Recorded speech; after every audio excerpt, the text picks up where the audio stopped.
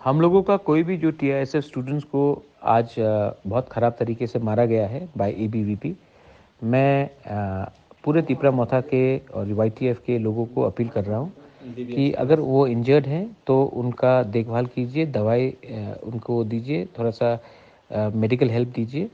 और मैं आप सबको अपील कर रहा हूँ कि आप लोग ये इंसिडेंट को कम्युनल होने नहीं दीजिए।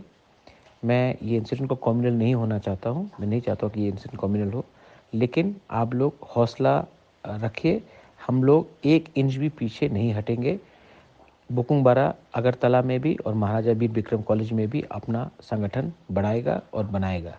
ये त्रिपुरा किसी का बाप का नहीं है, हम लोग सब यहाँ में हैं, हमको भी हक मिलता है अपना संगठन बढ़ाने के लिए।